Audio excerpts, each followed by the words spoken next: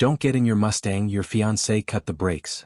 The homeless 8-year-old's warning saved billionaire Marcus Williams from certain death. But Victoria's betrayal was just the beginning.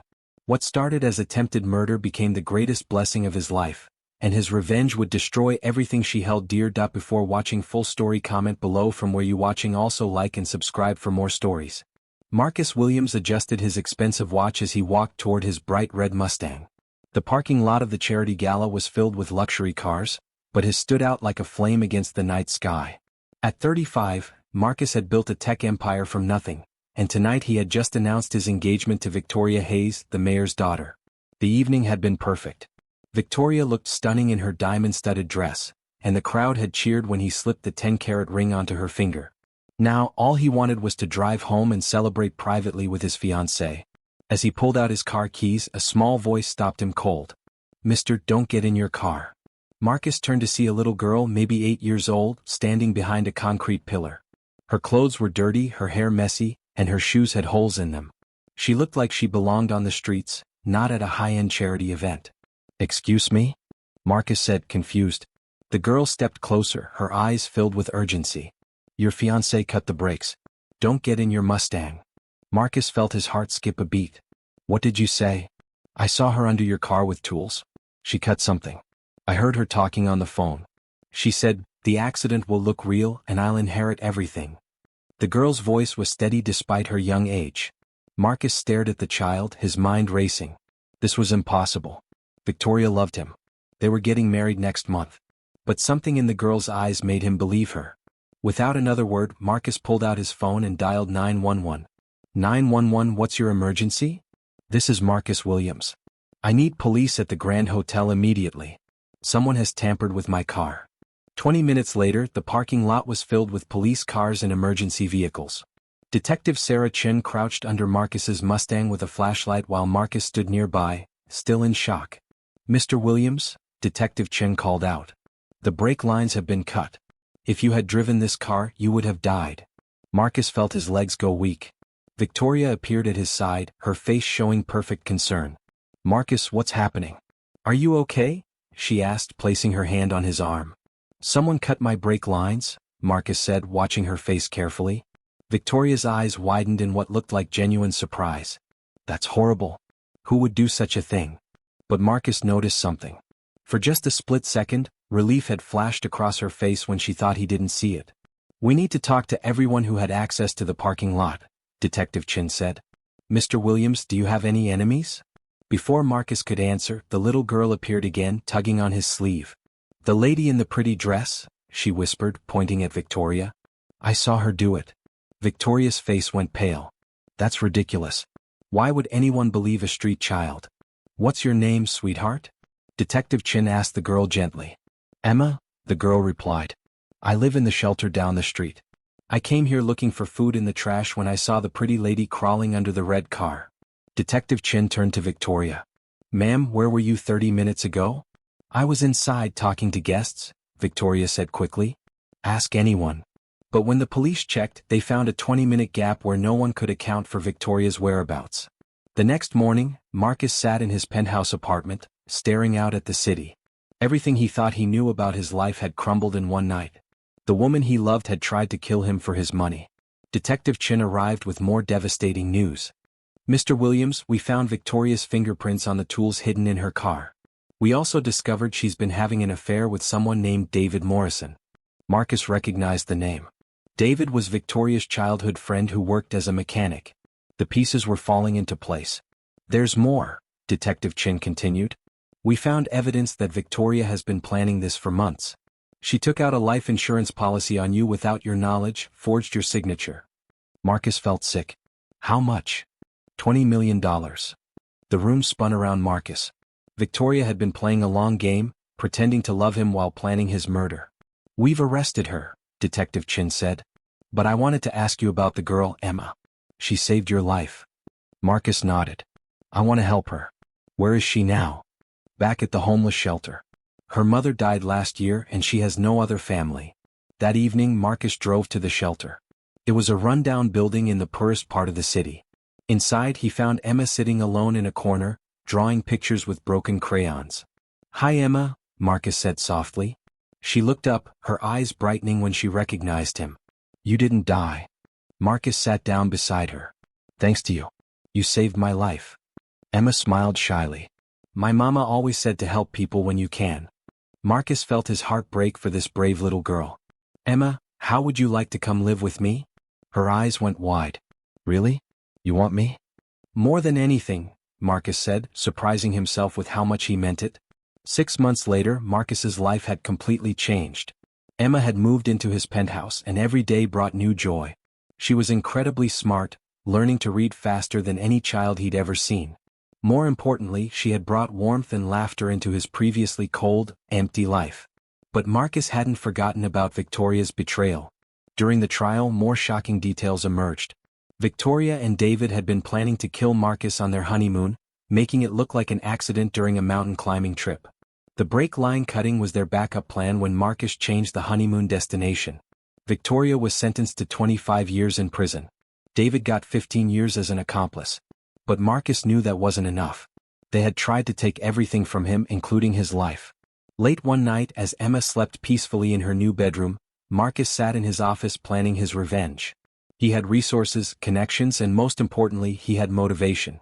Victoria had taken his trust, his love, and nearly his life. Now he would take everything from her. Marcus started with Victoria's family. Her father, Mayor Hayes, had built his career on corruption, taking bribes from construction companies and drug dealers. Marcus hired the best private investigators in the country to gather evidence. Within 3 months, FBI agents raided Mayor Hayes's office. They found millions in illegal payments hidden in offshore accounts. The mayor was arrested on federal corruption charges, and the scandal destroyed the Hayes family name. Victoria's mother, who had always looked down on people like Emma, lost her position on the charity board when Marcus revealed she had been stealing money from children's organizations. But Marcus wasn't finished. Victoria's brother worked as a lawyer for a prestigious firm. Marcus discovered he had been helping criminals launder money through fake legal services. Anonymous tips led to his disbarment and criminal charges. One by one, everyone who had supported Victoria's plan or looked the other way fell. Marcus used his wealth and influence to ensure justice was served, not just to Victoria, but to her entire corrupt circle. 8 months after the arrest, Emma came to Marcus with a confession that changed everything. Daddy Marcus, she said. She had started calling him that, and it melted his heart every time. I need to tell you something. They were sitting in their garden where Emma loved to read her books. What is it, sweetheart? Emma took a deep breath. I didn't just happen to see Victoria cut your brakes. Marcus put down his coffee cup. What do you mean? I've been watching you for weeks, Emma said quietly. Not in a bad way. I used to sit outside your office building because they gave away free food sometimes. I saw how you always gave money to homeless people. How you helped that old man when he fell down. Marcus listened carefully.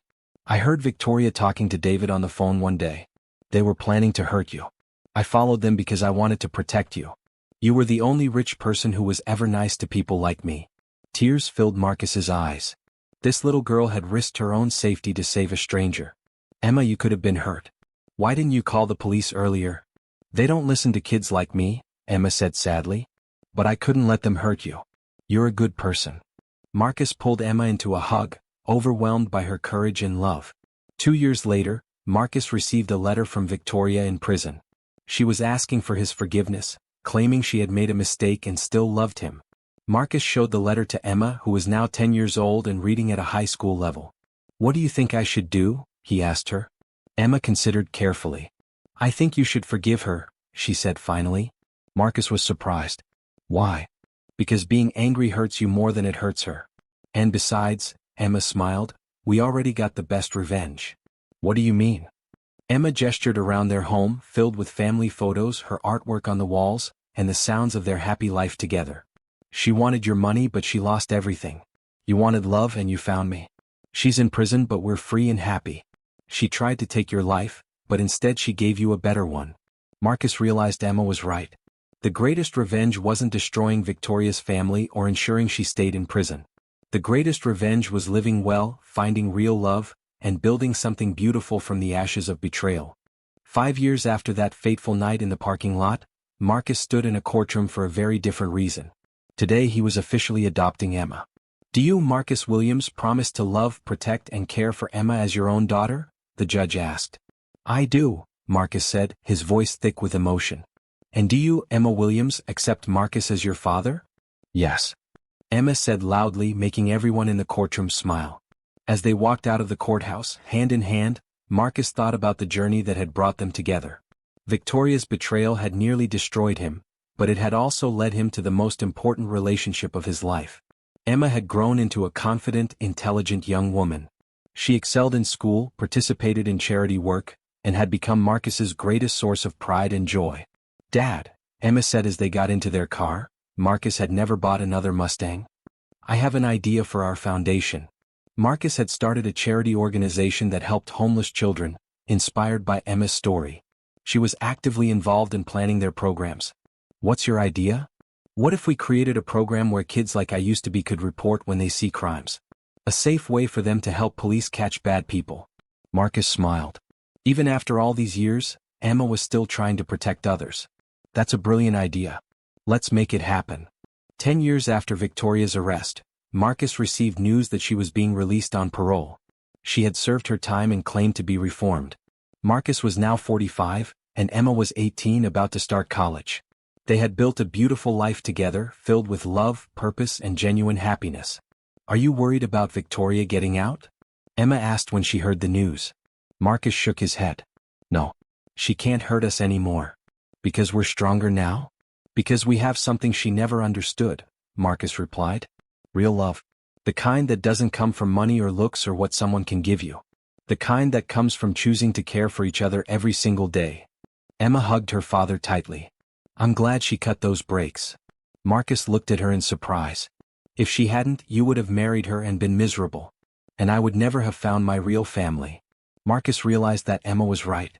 Victoria's attempt to destroy his life had actually saved it. She had tried to take everything from him through lies and violence, but instead she had given him everything through her very failure. The little girl who had warned him about the cut brakes had grown into the woman who had taught him what real love looked like. Victoria had lost her freedom, her family, and her future. But Marcus had gained a daughter, a purpose, and a happiness he never knew was possible. As Emma left for her first day of college, Marcus reflected on the strange twists of fate. Victoria had planned the perfect crime, but she had made one crucial mistake. She had underestimated the power of genuine kindness and the courage of a homeless child who believed in doing the right thing. The greatest revenge wasn't what Marcus had done to Victoria's family or ensuring her imprisonment. The greatest revenge was simply living well, loving deeply, and turning her act of betrayal into his greatest blessing. Standing in his garden, watching Emma drive away to start her own adult life, Marcus smiled. Victoria had tried to end his story, but instead she had given him the most beautiful chapter of all. The little girl's warning had saved his life. But more than that, it had given him a life worth saving.